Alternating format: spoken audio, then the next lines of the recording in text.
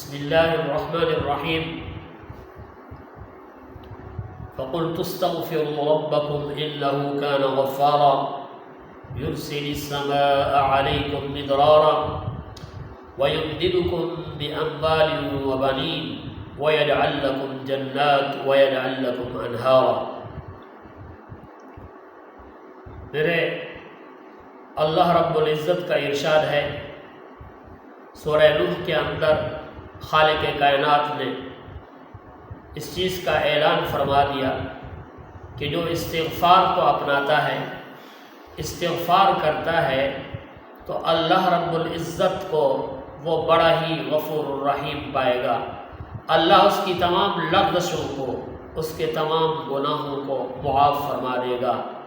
اور پھر یہاں تک نہیں، استغفار کے اللہ رب العزت نے ثمرات، انعامات کا تذکرہ فرما دیا۔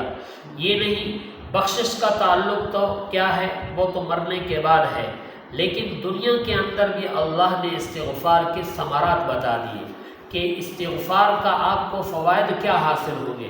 میرا اللہ فرما رہا ہے کہ استغفار کرنے کی وجہ سے میں آسمان سے موسلادھار بارشیں برساؤں گا، اور جب موسلادھار بارشیں آئے گی تو جس سے ہماری کاشتکاری ہوتی ہے، جس سے میری اور آپ کی زراعت جو ہے نا منسلک ہے، تو یہ ساری چیزیں اسی سے منسلک ہیں۔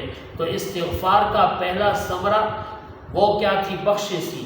دوسرا ثمرہ، دوسرا فوائد دنیا کا کہ میں موسلادھار بارشیں، پھر اس کے بعد میرا اللہ فرما رہا ہے اس کے ساتھ ساتھ کہ جو استغفار پڑھتا ہے کہ یرسل السماء علیکم مدرار کے بعد ویمددکم باموال، کہ میں اس کے مال کے اندر کثرت دوں گا، مال میں اس کی بڑھوتری ہوگی، اس کا مال بڑھتا چلا جائے گا۔ اور پھر جو تیسرا ثمرہ بتا دیا ہے وہ یہ ہے کہ استغفار کا ثمرہ دنیا میں یہ ملے گا کہ اللہ رب العزت آپ کو لڑکے عطا فرمائے گا۔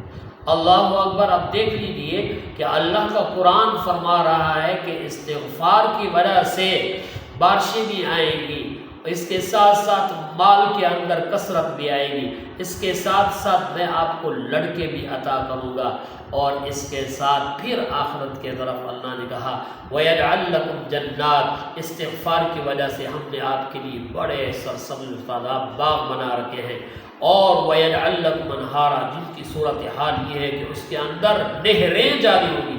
ایک نہر نہیں کہا، کئی نہریں۔ یہ ساری چیزیں کس چیز کے بدلے میں مل رہی ہیں؟ وہ صرف اور صرف استغفار۔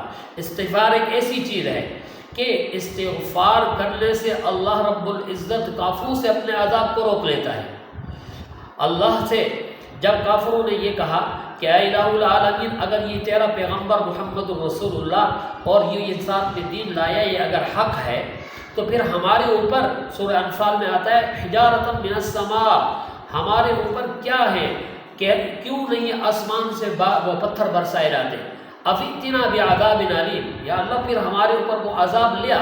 میرے اللہ نے جواباً فرمایا وما کان اللہ لیعذبہم وانت فیہم، کہ اس وجہ سے تمہارے اوپر عذاب نہیں آ رہا، ایک تو میرے پیغمبر محبوب محمد الرسول اللہ تمہارے اندر موجود ہیں، دوسری بات یہ ہے کہ وما کان اللہ معذبہم وہم یستغفرون، تم میں سے بعض وہ بھی ہیں جو استغفار کرتے ہیں۔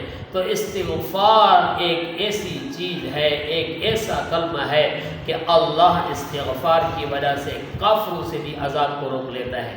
میرے بھائیوں، میں اور آپ ایمان والے ہیں، میں اور آپ مسلمان ہیں، اگر آج ہم استغفار کو حفظ جاں بنا لیں، ہم اس کو بار بار اپنی تسبیحات میں شامل کر لیں، صبح و شام اس کا ورد کریں، اٹھتے بیٹھتے اس کو پڑھتے رہیں، تو ہمارے اوپر جو آج حالات ہیں یہ سارے حالات انشاءاللہ العزیز اللہ رب العزت دور فرما دیں گے، ہماری مشکلات کو آسان کر دیں گے، کیونکہ استغفار میرے رب کو بڑا محبوب ہے۔